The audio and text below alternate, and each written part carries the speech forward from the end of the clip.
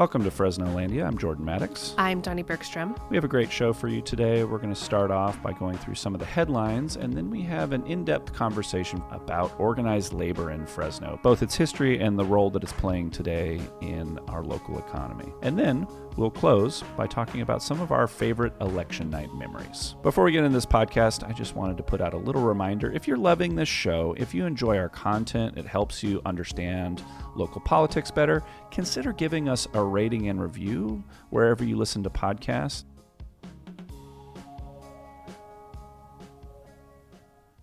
Dani, what are some of the headlines this week?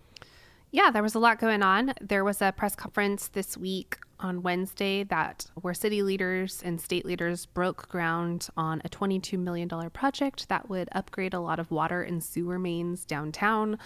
One of the big blockages for downtown development has been the age of the infrastructure. It's mostly over 100 years old. It impedes new development. So this project is supposed to help alleviate that concern. We also had a Chinatown bookstore open this week. Fantastic. We don't have enough bookstores. Very cool. And Juliana Morano on our team had a really great story about this bookstore and their goals. They came out as a response to the local movement to ban some library books. Is that the kind of items that they have? Yeah. So they started initially to sell books that are historically banned in a lot of these places and have evolved into being bigger than that. So they just opened in Chinatown. Juliana's story also talked about how Barnes & Noble is opening a second location at Fashion Fair. That's wild to me. The publishing industry has been so up and down for so long, but that must be a really good sign if they're opening up a second location. That's incredible. And it's part of a national move. I think she said or is that it a smaller style shop? Yeah, smaller footprint, but they want to be in places that have lots of foot traffic, and they're opening a lot of stores in places across the U.S., so not just in Fresno. It's an interesting trend. That's amazing for Fresno and bad for my credit card statements. That's great. Same. Also in the news, there's been some shenanigans around elections this week, enough that I heard some people were getting bad mail. People are getting bad mail. Yes. I've actually gotten a lot of the texts about this that ended up showing up in our story about it. Ultimately, our district attorney, Lisa Smitkamp, and our sheriff, John Zanoni, and our registrar of voters, James Coos, had a press conference to basically say, knock it off. But people are getting letters that have Harris Walls signs in their front yard. And it says, if you don't take your sign out of your yard, we will publish your address on a list and give it to immigrants that are coming from other countries to Fresno and have them set up shop in your house. So this is like a Governor Abbott thing locally. Correct. Ship them to your house. Yeah. Do we have any sense of who's doing this? We don't yet. Okay, interesting. Yeah. You're free to put whatever signs on your front lawn. Yes. And it seems unlikely that what these letters are threatening will come to fruition. So I say proceed. Yes. So not a great story. And then at yesterday's city council meeting, the city attorney's office and the code enforcement division touted a lot of success that they're having in cracking down on illegal selling of marijuana across the city in smoke shops. I have some statistics in the story if you want to see some of the progress that team has made. Fantastic.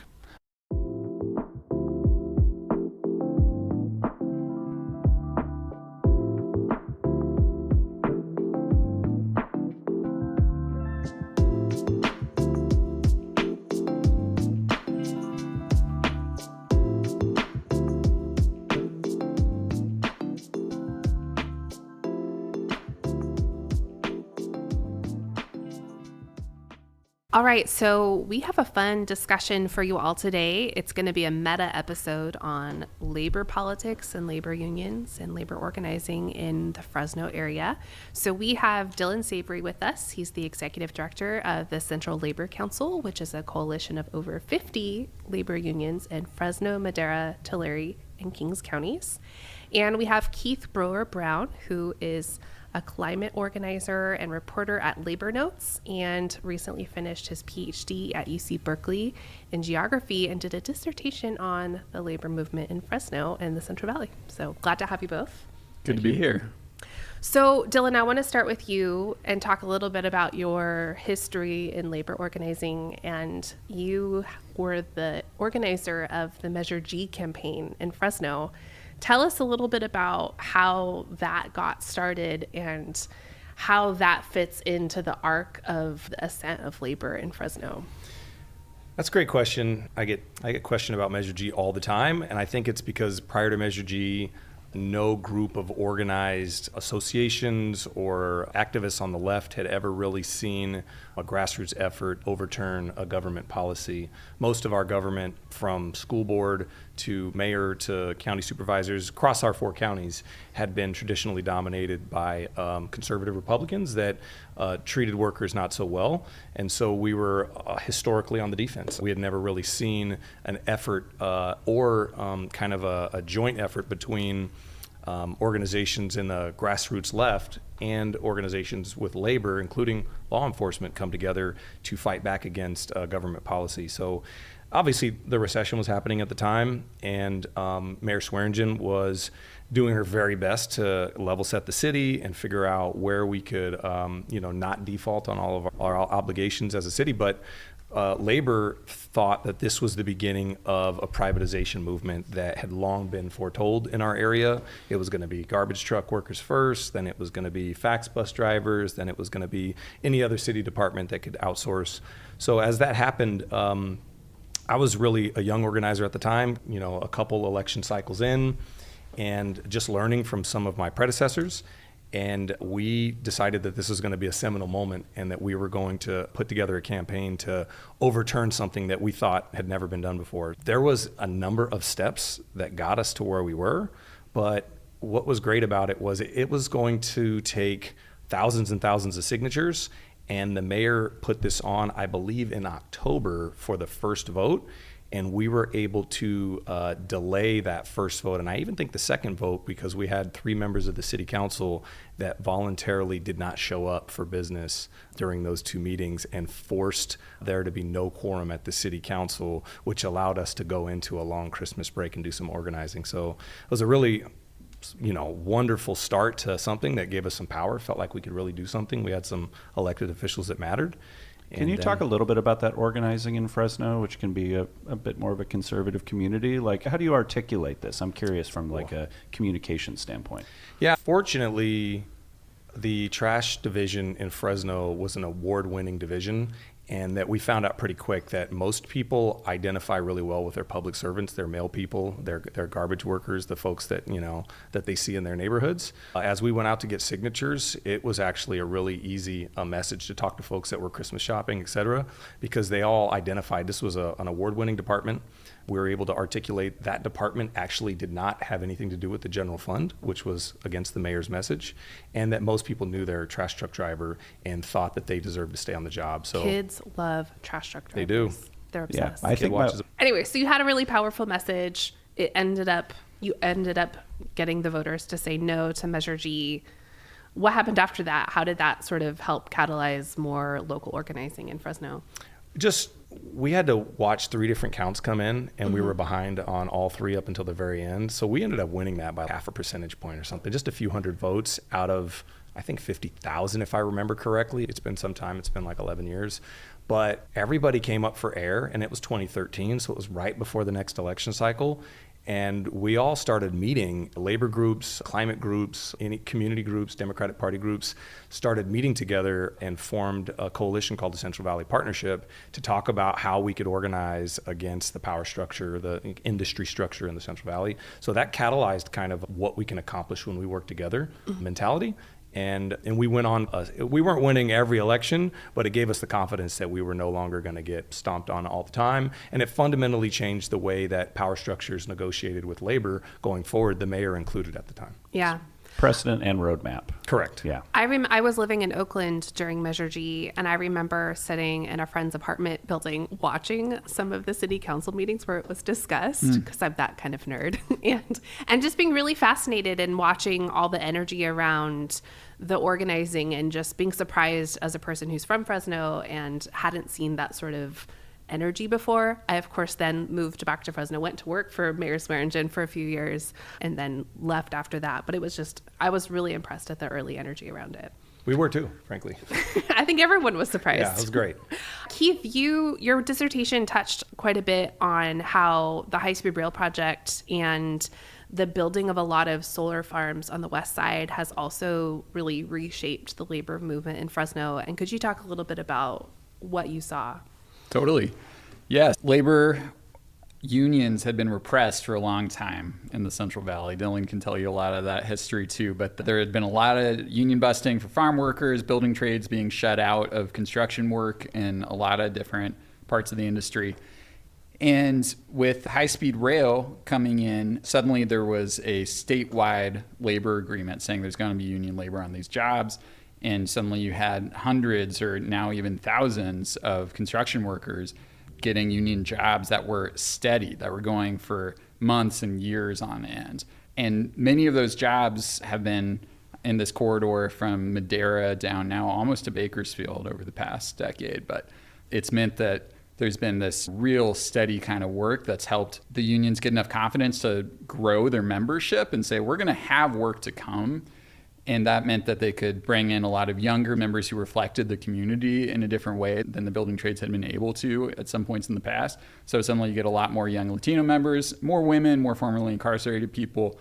And you see some trades like the iron workers grow 60% in membership in this period, which has been really impressive and is not happening in most places in the country. And high-speed rail is one piece of that. Solar is another big part of it.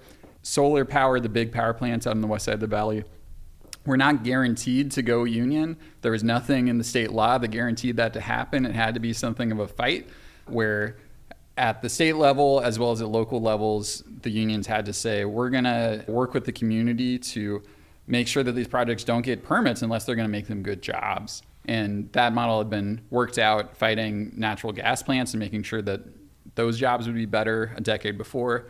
In the 2010s, unions and community allies helped make sure that basically every big solar power plant has strong union provisions in it. So you've seen this growth where Fresno has been at the heart of both of these kind of booms, the solar boom, the rail boom, and it's the Fresno-based construction unions that have been able to grow and see the most benefit from that. You talk in your dissertation about how Fresno is different than Bakersfield and why there's been a lot more success here than there has been in Bakersfield. Could you talk a little bit more about that? Sure. Part of it is just the geography of where the jobs have been, that the Fresno's been at the heart of where a lot of this work started out. I also think that there's been a concentration of workers in some parts of Fresno and Madera too who are getting these union jobs, who grew up together, go into the union, help their cousins enter the union.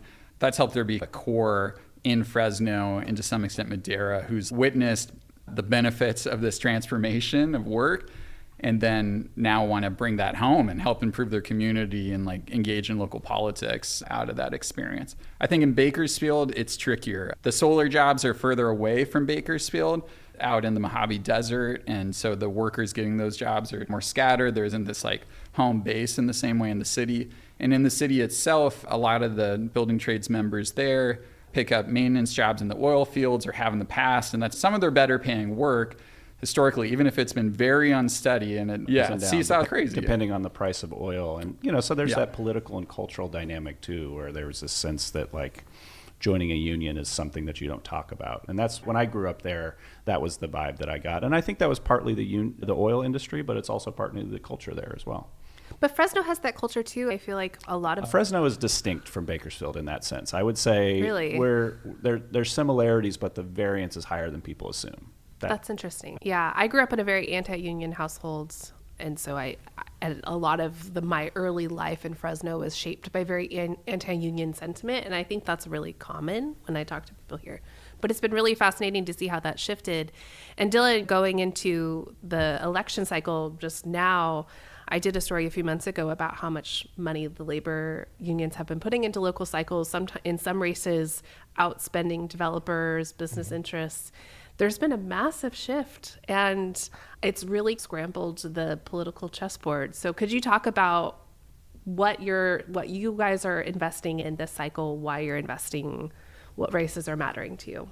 Yeah, let me save the back end of that, because what really happened here was prior to 2018, if you got the police endorsement and the chamber's endorsement, they had a consultant or a set of consultants they would always work with. And no matter which level of government, they'd pair it up with Mayor Swearingen or somebody, and they would win every election. And they kept spending their money in the same way. And we started investing in canvassers and ground game and getting students involved. And when we upset them 2 cycles in a row with major city council races that swung things in our favor. Which races were those? So this was Nelson Esparza in 2018 and Tyler Maxwell in 2020. And it fundamentally changed the way the city council was going to be operating after that. Those were the 2 swing districts that we had previously not been able to win. And so the police union scrambled. They elected new leadership. The person that was running the elections on behalf of those 2 groups started working somewhere else. And simultaneously, one of the best Republican consultants in town went to work for Mayor Lee Brand. So he was off the board. So like the whole chessboard changed. And then labor started seeing, wow, if we really put money and paid canvassers with our volunteer efforts in, we're going to be able to win a lot more elections. So money started flowing a little more freely after that. And this is right around the time where strikes started happening more, and there's just a bit more of a get on the ground and change things for yourself sentiment. You're talking specifically about the money. This cycle it's hard to track. All of the local outlets are trying to track the money, particularly in the school board races, but things are not moving fast enough. No matter how many good people we get elected, our contracts are not getting that much better, or they're not able to change the administration as fast as we want them to. Unfortunately, that's caused a little bit of erratic spending, but it's a little bit of a pendulum. We're trying to figure out what is the most effective. And we have unions spending money on both sides occasionally, which is not always super productive, but we're a federation of democratic associations. Sometimes it happens. Yeah, why do you spend money on both sides? Help me understand that. I'd say there's a difference of occasionally it's a union that disagrees maybe, that they want to still help somebody who's an incumbent. And Can you give an example of that? Without Levine Martinez. What's that? Levine Martinez. Yeah, the teachers union, rightfully so, believes that not enough was done to try to avert their almost strike this time last year. And a lot of the trustees, their response was, hey, you guys got what you want. You wanted ultimately. There was no strike.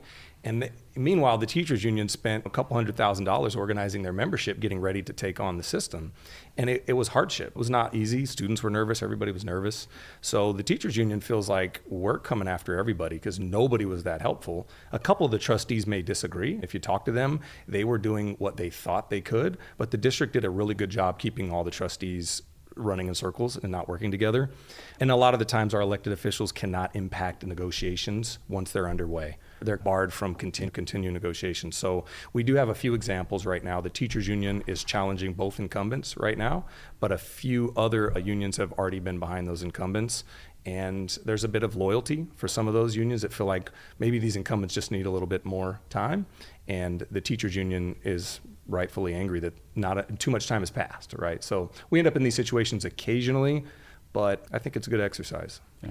So in the 2 county supervisor races, District 2 and District 3, you've backed Luis Chavez, Gary Bredefeld. The Gary Bredefeld endorsement has been interesting for a lot of folks because he is a very well-known conservative, quite MAGA, if you will. And he has a lot of labor groups behind him, including SEIU, which a lot of people would not expect. And so why have you guys backed Bredefeld? The bottom line is that Steve Brandow amounts to about a 0% voter for labor contracts.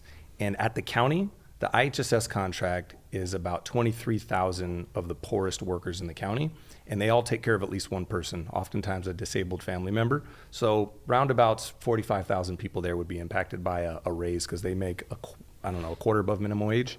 And then there's another 6,000 county workers that are with another SEIU that are not getting a fair shake all the time too. So it's this massive block of people, and Steve's a 0 vote. Oftentimes our contracts will pass 3-2. Even after they're negotiated by the administration, 2 of the conservatives will vote them down, which is just blasphemy. Just signaling. Yeah. I think some people, surface level, would say going with Gary is just a gamble. But we sat down with Gary. We've evaluated how Gary has approached the city contracts as a city council person. And he's been not only receptive, he's been helpful in urging the administration to get fair contracts done. For all of Gary's Twitter rants and the things that you hear him say that are socially not aligned with most of the things that labor is aligned with, he doesn't like corruption. He doesn't like when people don't hold up their word, and he will call out people that are not being, he will stand up for folks when he thinks the issue is incorrect. And the county is full of corruption. The county is a gigantic ball of corruption with low IQ elected officials for most of the Board of Supervisors. And I don't want to call them all out. There's a couple that are really decent. Brian Pacheco is really decent, and Nathan Magzik's pretty decent. But the rest of them need to go, and they're supporting an administration that is not doing enough for workers. So if Gary's going to go in there and be the difference maker, then, and he's got a great relationship with Luis. So why don't we get two people in there that could help us form a coalition that'll change 50,000 lives? I think people's perception is often filtered through this national lens of extreme differences, but at the local level, it's marginal differences that matter. Yep. And so that seems like what you're describing. Absolutely. Keith, I'm curious, as a labor scholar, historian, is this something that you're seeing in a lot of places, that national politics don't overlay over local politics quite how you would expect them to be? A lot of people talk about there being more nationalization of politics than ever before, that these like national debates reach down locally. But I think we're seeing some more breaks with that, with labor finding its voice and being willing to be a little more independent in politics. The most high profile example is in Nebraska. There's an independent Senate candidate running right now against an incumbent Republican who was a strike leader at Nabisco just last year, Dan Osborne, and is a bit of a mix on the progressive wish list, but is definitely like a vocal advocate of unions and of working people getting organized, and looks like stands a fighting chance. So I think if he wins next week, there's probably going to be a lot more experiments with that out there. That's interesting. So what's your policy agenda? You talked about the IHSS worker contract. I know that's been a huge issue, and we've reported on that at Fresnoland. I've also heard project labor agreements at the county coming up. Talk about what you want to see in the county on that front. Wow. If we're going to talk about project labor agreements, we should start with school districts. That's where the majority of the work's going to come in. Mm-hmm. Just to be clear, the county if the bonds pass? There's already bonds in place for most of the districts, right? If they're district-wide project labor agreements, they're going to cover things into perpetuity or for a 10-year period. And a lot of our project labor agreements in place now are really for general contractors and for just a few of our trade locals. The county fixing those contracts is number one. It's such a massive impact. I think a countywide PLA is something that is probably further down the road, I have to say. Could you explain what a PLA is for people who don't know? A project labor agreement is sometimes a one project collective bargaining agreement that defines the terms of the agreement with the end user and the local unions, but it also allows non-union contractors to bid on that work and play by the rules that the union plays by. So there's probably 15 ways to describe this that are maybe more complete than I'll be able to offer, but it's a master agreement that defines the terms of work. It prevents work stoppages. It makes sure that the types of work are defined for each local so there's no fighting, and allows projects to be done on time and under budget, which is what they've almost always proved to be. And the airport expansion is under a PLA. The airport expansion, almost all of this work basically now. Yeah, that's a big deal here because Fresno was the first city in the country to ban this kind of project labor agreement in 2002. And so for less than 20 years later, to have a council that was willing to say, we're going to make all work in the city have this kind of project labor agreement because it does better work and it provides a much better living and power to working people, is a big deal and a real accomplishment of the labor movement here. Yeah. I remember when the first PLA got signed in Fresno, what was that, 2017? Around the transformative climate communities, and not really understanding what that meant, but just, this sounds interesting. Okay. No idea what that would become. It's been fascinating to watch. And there's a lot of cool things. I mean, you're seeing with the airport PLA, there's some of the poorest zip codes can source workers into the apprenticeship, direct entry into the apprenticeship, and allow for us to diversify, the workforce as much as possible. Every union right now, every trade local has a line out the door that it's going to take them years to get in unless the work really speeds up, which we think it will. But can we just pause on that for a sec? Because I see a lot of questions out in the ether around how do people get into that pipeline? What is the best way for people to get into that pipeline? So for the most unions to get in, you have to get hired by an employer that's represented. But for trade locals, you would go straight to the local hall, and there's around 12 of them in the area, and then you sign up with them and get certified, et cetera. There's a number of different, you have to have math requirements for electricians, et cetera, high school diploma. There's a number of pre-qualifications, but so many people want the benefits of being in a construction local. The difference between, a non-represented carpenter and a represented carpenter is probably $45 an hour. And it's a massive jump. It's a huge benefit, but they can't bring in people for the sake of bringing in people if there's not work there. You don't want to bring them into a 5-year apprenticeship and then have them sit there and not be able to work. Because once you're in, you can't go off and just trail off and work in the non-union sector. You need to stay in. So it's difficult, but they need to go straight to the union. You can look almost all of them up. Carpenters Union Fresno, for instance, plumbers and pipe fitters, electricians, iron workers, and most of them are all publicly listed. It's just the demand is so high that these project labor agreements allow for us to do very specific things around veterans or minority-owned folks. There's a lot of different ways, direct entry, that project labor agreements can spell out that are also community benefits. Would you say that pre-apprenticeships have also been a good path for people in here? Yeah, for sure. Cool. I mean, they have to start somewhere, yeah. right? And it gives each union the opportunity to almost screen and find people from a defined pool, rather than sometimes people walk in and say, I've been doing electricity for 14 years. And you go, okay, well, go out and prove it. And if you can't, they're going to send you back. There's not always the easiest way to scout people. Yeah.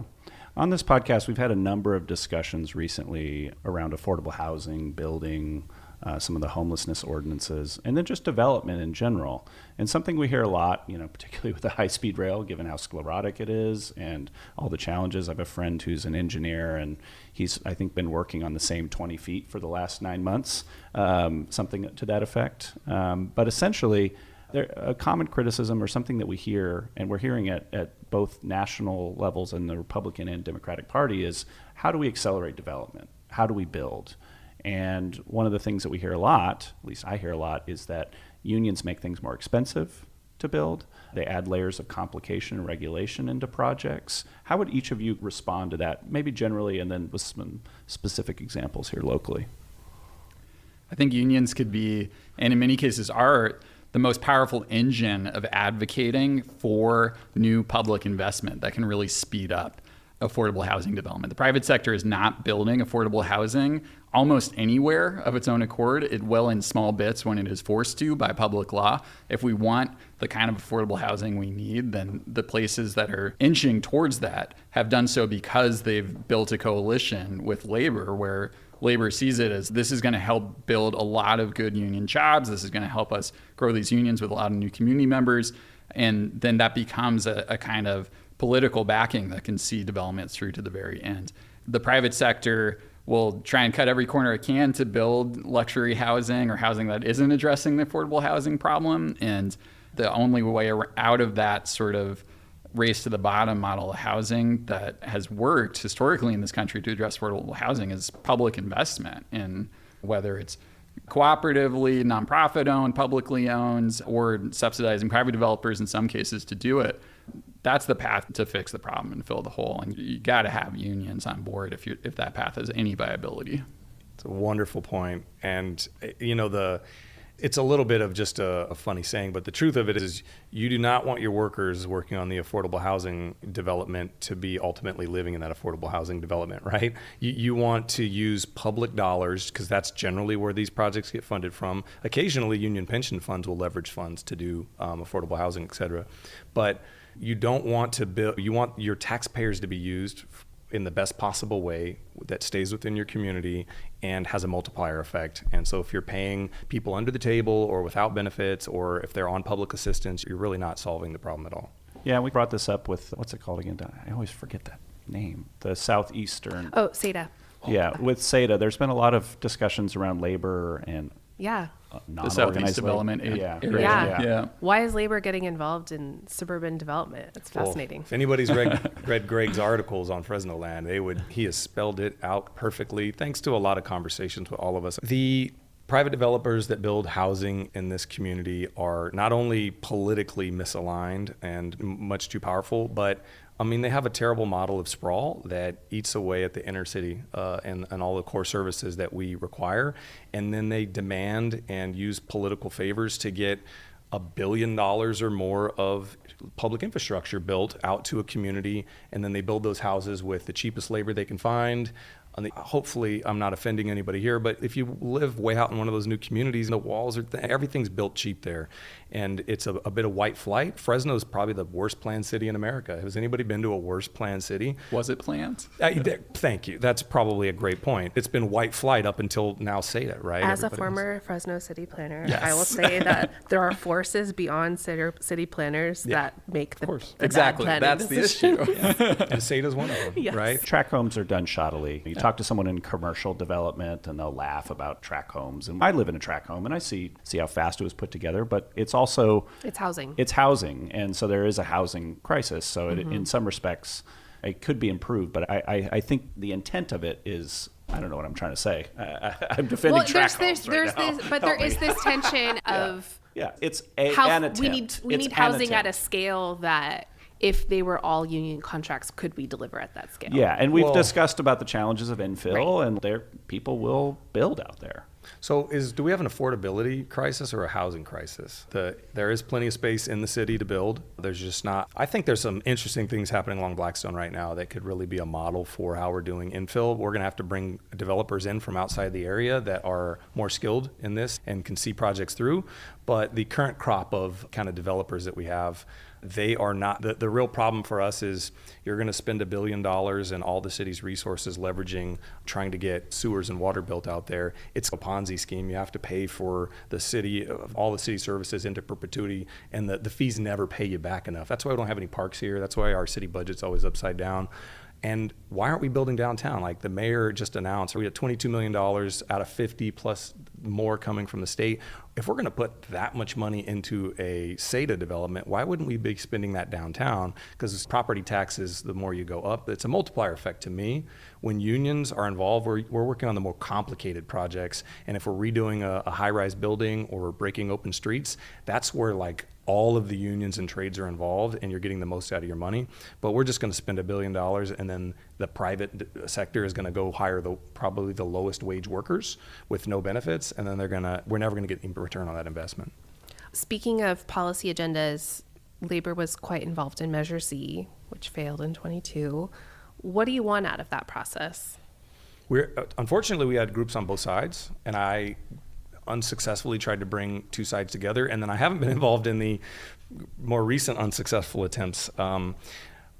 I think the labor partners that fought that were really interested in getting labor standards similar to Project Labor Agreement involved, and the business community, where their response was, this is going to fail if we put labor standards in it, which is ridiculous. It's already prevailing wage work. Almost every politician everywhere, when you talk about PLAs, they really like what it's going to do for their community. Without having labor standards and when you say labor standards, what do you mean? Something that's going to guarantee that work goes to fairly compensated and highly trained workers, a skilled workforce. And that really, it's not always union. I don't want to say that there's not skilled people working outside of unions, but when you have billions of dollars at play and really important projects, we want to make sure that unions are most likely going to be the workforce that is deployed to those jobs. And we want to bring more people into the unions. It's not, we want to keep billions of dollars just for our group of people. No, we want to expand every trade by 10 and have thousands and thousands of high-paying living wage jobs here in the Valley. So it was a bit of an either or. Unfortunately, a couple of the groups that decided to come in and fight Measure C at the end did it a little too late to convince the rest of the group that while they had a just reason, a few of the groups were already bought in financially, had already been working on it, and a couple of the groups that a couple of the unions that were going to gain the most amount of work, they were already in from the beginning. So it created a bit of division. What types of unions benefit most from road construction projects? Yeah, so the laborers union, they're going to do the laborers do a variety of things, but they have shovels in their hands, right? They're doing stuff on the side of the streets. They're holding the stop signs, cones, all of the safety kind of provisions, and the operating engineers, which do all the heavy machinery. Mm-hmm. Those are going to be most of them. The carpenters have some of that work too. The carpenters have 13 crafts under their banner, so they have a lot of different things. But you weren't going to see a ton of electricians or sheet metal or iron workers out there. It was going to be mostly new road development and repaving, and that's mostly laborers and operators. Got it. And so they had been monitoring this and were happy with a renewal because they get a lot of this work. I mean, by default, it's prevailing wage. They have most of the contractors. It's, public sector work. But a couple of the other unions thought, if the county's going to keep, not giving us what we wanted every other sector or every other opportunity, we're going to fight this and make sure that we're a force to be reckoned with. So it's a little bit of a flex. And now we're wondering if the two sides can put it back together. They're playing chicken right now. Yes, to put it mildly. Yeah. I want to talk about Starbucks. So last year we had a failed unionizing attempt at Starbucks.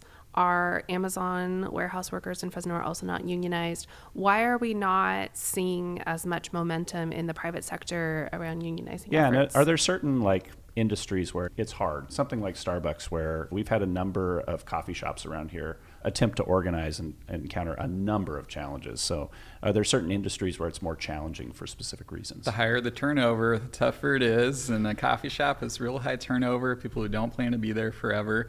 Plus, in the case of Starbucks and Amazon, you've got employers who have made it clear they're dead set on keeping out the union. And they may beat them anyway. I think there are some really promising signs with organizing picking up at Amazon nationally, with the Teamsters supporting efforts in a ton of cities right now that are moving towards elections. And Starbucks is sitting down for bargaining nationally, which the company said was impossible as recently as a year ago. There's some promising momentum, but this isn't the whole private sector, but there are these really big companies that have an almost ideological commitment to keep out unions, to prove something to themselves maybe. What about independent local shops? That's obviously a different kind of challenge. You're not bargaining with some mega conglomerate far away. It's a local entrepreneur. I've seen more success there overall, but there's still a real mix that happens out there. Yeah, Dillon, what would you say have been highlights of small shop organizing here? Man, I'm not sure I could point to one. Yeah. The cannabis industry really is where it's at, but it's coming from UFCW, who's doing this statewide and is able to, and several of the cannabis shops here exist in other parts of the state and have seen the relationship work. So I think the Fulton Street Coffee was the one that you might be referring to. And we weren't really even, sometimes really young progressive people, they know about all these national things and they have no connection to their neighbors or what's happening. So we didn't get flagged to this at all. And I'm a little unclear. I don't want to speak out of turn on that particular instance, but sometimes young people just start going at it and they realize that the NLRA is not a really good law for organizing. Labor's been trying to fix the NLRA for years and years, and Democrats always place something in front of that, like Obamacare, which is wonderful, but we had an opportunity to fix labor law in this country and it always gets set aside. So we want to make it easier to organize. But to your point, why is it not happening here? Most of our unions have their headquarters elsewhere in California, Northern California, Sacramento, San Jose, the Bay Area, and they are dedicating long-term organizers and resources to the lowest hanging fruit, which is where it is in their part of the. So the Labor Council friendly environments. We're trying to build up our credibility here and tell some of our unions, you need to put more resources here. ACE is a good one in Clovis, right? They're on a long-term, they're going to get that. It's probably happening slower than they wanted it to. But private sector-wise, I think cannabis is the one we can point to the easiest, but it really goes back to relationships that they already had.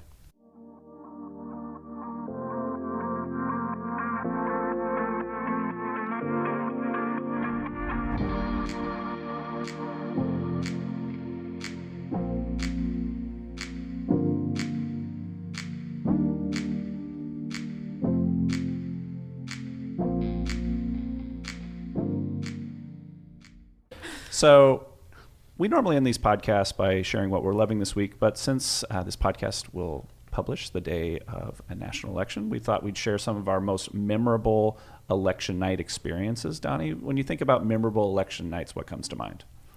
I think if you're a millennial, you're thinking about 2008. Yep. And I was in Ithaca, New York, where I was in grad school and at a bar and drinking beers with my friends. And the election results got called for Obama, and there was a huge, massive party in the street. And you just had to be there. It was great.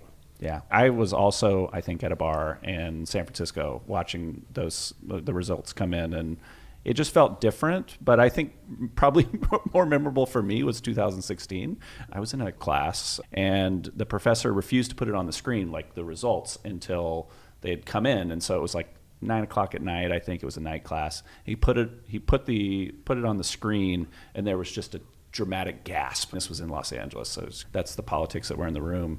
And people were shocked. I was thinking 2008 too. I was volunteering for the Obama campaign in Vegas, and yeah, you already took that. But in some ways, that felt like a big win, but turned out to not feel as transformative a few years later as I think most of us hoped.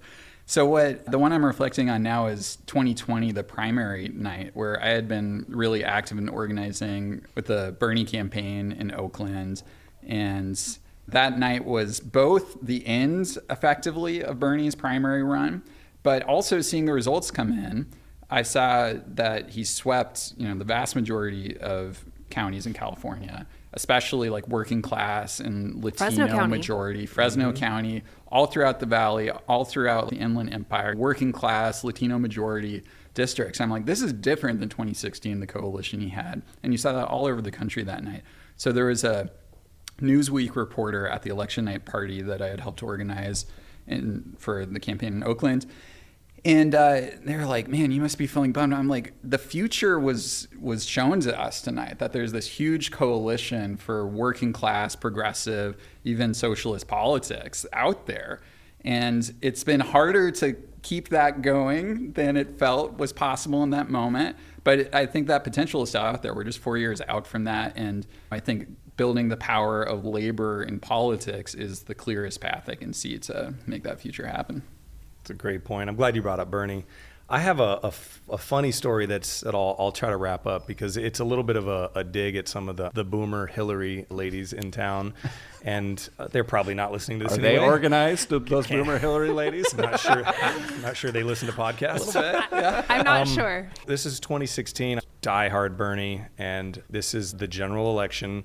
And the Democratic Women's Club was just abusive to young people that were Bernie's never going to win. It was really anti-millennial in a lot of ways, anti-labor in some ways as well, and obnoxious about Hillary. So things that a lot of us saw, I think, in retrospect. And so at the time, the Democratic Women's Club was going to host an election night watch party at UFCW 8, which is the office I worked in. But our watch party was going to be with Henry Perea Sr., who was running for mayor in the town. And I was pretty much doing the entire Labor Council's political program on my own. So I go home, I scoop up my wife, I clean up, and I go up to the watch party. When I get in the room, it's clear that Henry had lost right out the gate. And we had pretty much based our entire campaign around that. And it was clear that Trump was going to win. So everybody was in a terrible mood. And here I am ordering drinks and shots for people and eating because I'm just happy to be dissolved of my stress. And I'm not really putting into context what had happened. And I happened to turn 30. I was a little bit like, okay, how am I going to feel? The next day I go to work just trying to clean up. And I opened the shared fridge at our office, and there was a congratulations, Madam President cake with one slice taken out of it. The rest of the cake was still there. What a metaphor. And I couldn't help but laugh a little bit, like, I fucking told you guys that Bernie was going to win. Bernie should have been the candidate. But it was funny, but not funny. So I spent my 30th birthday just like for the next week, just like, what happened here? That was your birthday cake. Yeah, I didn't want to touch it either. But anyway, it's Bernie losing local elections and then coming full circle to where we're at now. With that sad cake, we'll conclude today's episode. Thank you so much, Keith and thank Dillon. you both. This is great. Thanks all. This has been Fresnolandia. I'm Jordan Maddox. I'm Dani Bergstrom. And this podcast was recorded at Sun Stereo Warehouse in downtown Fresno. Audio editing and mixing was done by Jordan Maddox. Our lead image comes from Vaughn Ballanon, and our song comes from Stateless Rat.